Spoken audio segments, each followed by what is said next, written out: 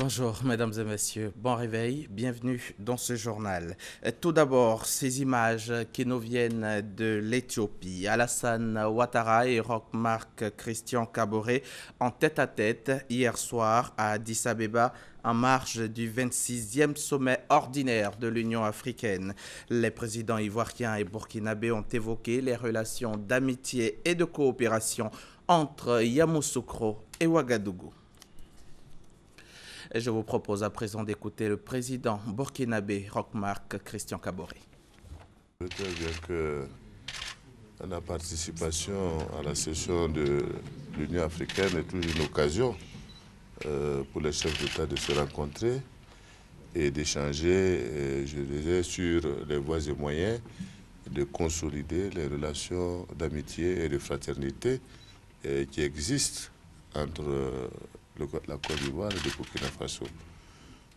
Pour nous, nous l'avons dit et toujours répété, nous avons le devoir de faire en sorte que cette relation soit renforcée, que cet axe soit consolidé et que nous puissions faire en sorte que les événements qui ont pu se passer ça et là, nous puissions considérer que ce sont des événements qui doivent relever du passé et que nous devons travailler à faire en sorte que véritablement nous puissions rétablir la confiance au sommet et également entre nos pays. Direction la CPI, cette fois en bref et en images. Deuxième journée du procès de l'ancien président ivoirien Laurent Gbagbo et Charles Blé Goudé. C'était donc hier vendredi à La Haye. Une journée d'audience qui a permis au bureau de la procureure Fatou Bensouda d'étayer ses accusations. 947 élèves, commissaires, officiers, sous-officiers de la police nationale de la promotion 2015-2017 ont été jugés aptes à faire partie de la grande famille des forces de défense et de sécurité. Ce, après avoir suivi une formation commune de base de 3 mois. Formés par des instructeurs militaires, ces élèves officiers et sous-officiers ont été présentés au drapeau. La cérémonie a eu lieu à l'École nationale de police en présence du ministre d'État, ministre de l'Intérieur et de la Sécurité Ahmed Bakayoko et du ministre chargé de la Défense Alain Donvayi. Notre reporter y était aussi, Abou Sanogo. Ce sont 43 élèves commissaires, 104 élèves officiers et 800 élèves sous-officiers de la promotion 2015-2017.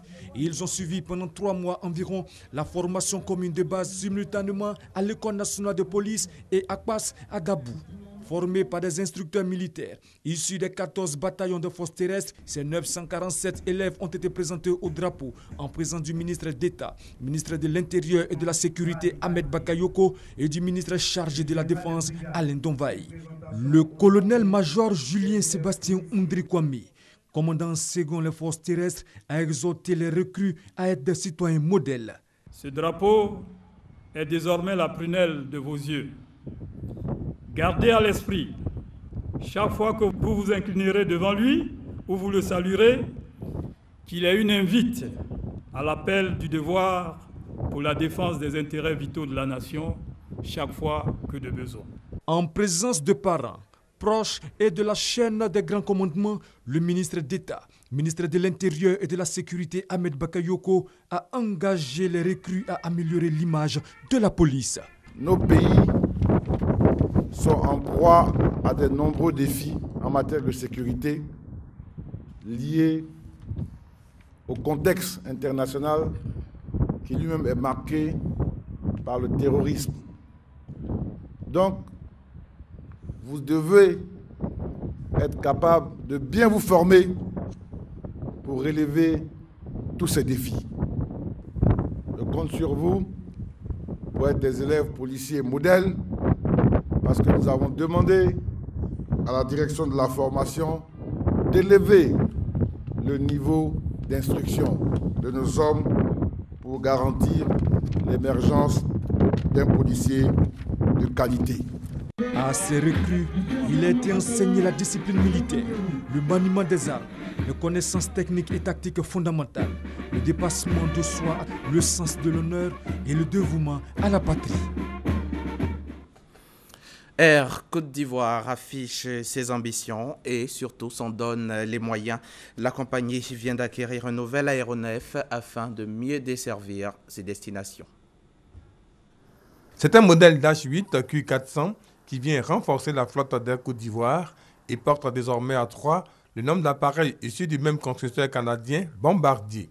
Capacité d'accueil, 66 passagers. Cet avion rapide et confortable nous permet d'ouvrir des liaisons dans la sous-région à faible potentiel tout en mettant des fréquences de 1 à 2 par jour pour permettre à nos clients ici en Côte d'Ivoire d'aller par exemple le matin à Accra ou à Lomé ou à Cotonou et rentrer le soir sans devoir avoir un hébergement à destination. La compagnie ivoirienne négocie activement en ce moment avec Bombardier pour acheter un 4e avion. Je pense que nos amis canadiens n'hésiteront plus de compter sur nous pour qu'ensemble nous puissions voler dans le ciel africain et pourquoi pas d'autres destinations.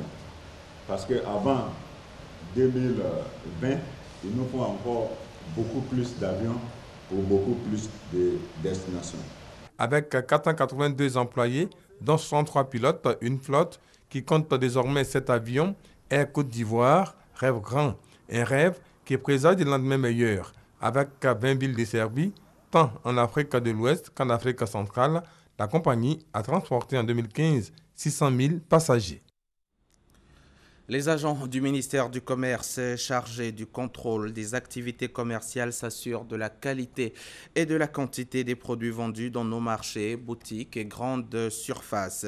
Chaque année, environ 800 agents effectuent des missions de contrôle sur l'ensemble du territoire national. Comment se fait le contrôle des activités commerciales? Quelles sont les mesures répressives en cas d'infraction? Éléments de réponse dans ce reportage signé Christelle Nda et Michel Touré. Leur reportage est commenté par Jean-Jacques Kwameala. Habituée à acheter sa viande au marché de Treichville, Marie-Noël Bégré vient de se rendre compte qu'elle est victime d'un cas de fausse pesée. Ce qu'elle a pu vérifier grâce au contrôle inattendu des agents du ministère du Commerce. Nous avons le contrôle de concurrence, le contrôle de répression de fraude et également le contrôle des instruments de mesure.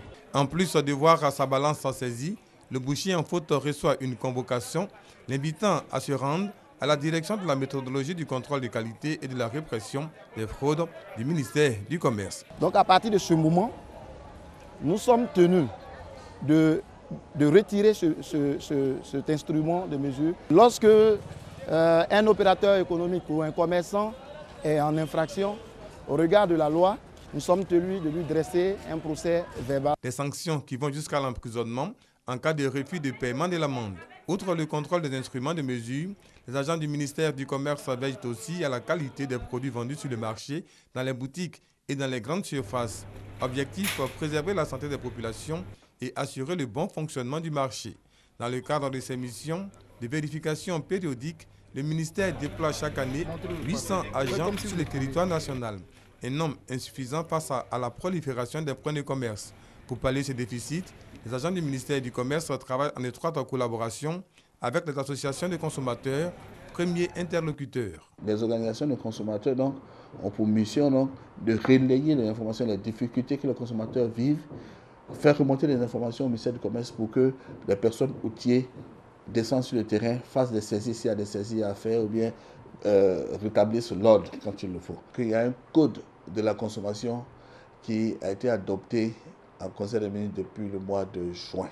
L'Union fédérale des consommateurs a lancé une pétition pour que toute la population signe pour montrer à nos honorables députés, au gouvernement, combien ce test nous tient à cœur. Une lutte efficace contre la fraude demande l'implication de tous. Une fois tu titres, on ne peut plus interpréter qui que ce soit. Ça fait mal même, on ne peut pas agir. Il faut qu'à tout moment, ils viennent contrôler. Il y a des dames qui veulent le lait au moins un quart. Pour un quart là, on ne peut pas trouver ça au supermarché.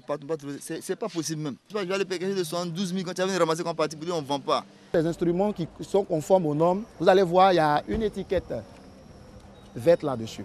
Pour dénoncer tout cas d'irrégularité, 2 numéros verts sont disponibles. 80 00 00 99 80 08 00 09.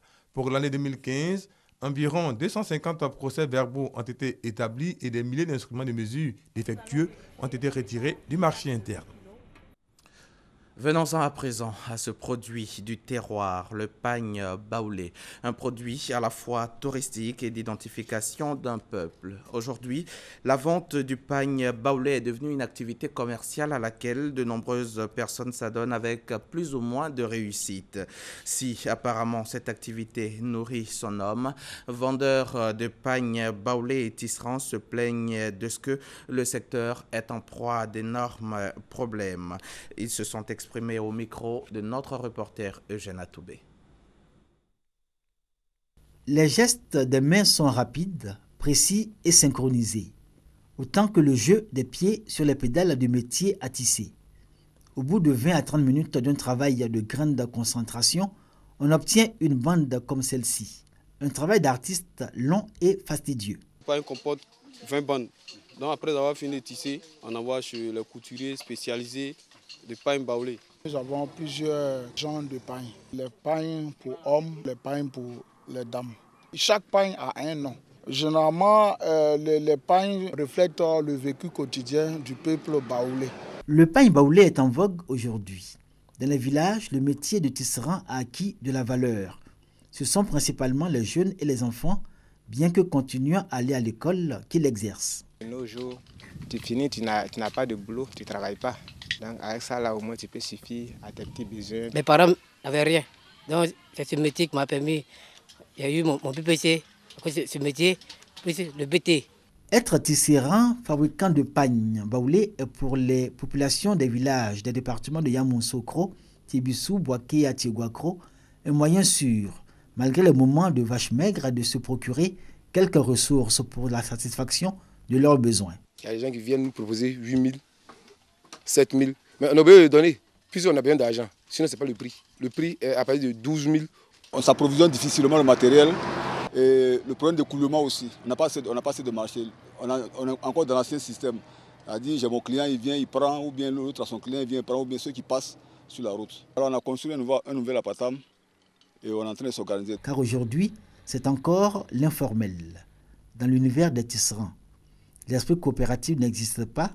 Les hangars faits de bois et au toit de paille illustrent la précarité de cette activité. Bomizambo, seul de tous les villages baoulés, peut se targuer d'avoir mis en place une organisation dont beaucoup de villages s'inspirent aujourd'hui. Nous avons une coopérative. Aujourd'hui, c'est comme un modèle. Tous les villages environnants essaient de copier cela. Le pagne baoulé attire et séduit. Élément d'identification à forte valeur culturelle d'un peuple, il est devenu aujourd'hui un produit touristique et un instrument éminemment économique. Mais ce métier en pays baoulé reste interdit aux femmes. De nouvelles allégations de viol et d'abus sexuels sur mineurs commis par des soldats étrangers en Centrafrique. C'est le Haut Conseil et le Haut Commissariat des Nations Unies aux droits de l'homme qui les révèlent ce matin. Des accusations qui visent des militaires français de Sangaris et des soldats géorgiens de Lefor, la force européenne en RCA. Le contingent géorgien est arrivé en Centrafrique dans le cadre du déploiement de Fort RCA en mai 2014. On lui confie la protection de l'aéroport de Bangui, qui jouxte le site de déplacés de Mpoko et qui se trouve à quelques centaines de mètres de la base française. Les faits allégués se seraient produits dans ce périmètre. Au Burundi, les deux journalistes du Monde, le reporter Jean-Philippe Rémy et le photographe Phil Moore, arrêtés jeudi 28 janvier à Bujumbura, ont été libérés hier vendredi après leur audition par le procureur de la République. Aucune charge n'a été retenue contre eux. Après 4 jours d'hésitation, la principale coalition de l'opposition syrienne a finalement décidé de rejoindre les discussions ouvertes vendredi par l'ONU à Genève avec des représentants du régime pour tenter de mettre un terme à la guerre en Syrie. Le tribunal correctionnel de Bruxelles rendait hier vendredi son jugement dans l'affaire d'une importante filière djihadiste. Le recruteur Jean-Louis Denis, dit le Soumis, un Belge converti à l'islam, la quarantaine, a été condamné à 10 ans de prison ferme. Merci de nous suivre sur RTI.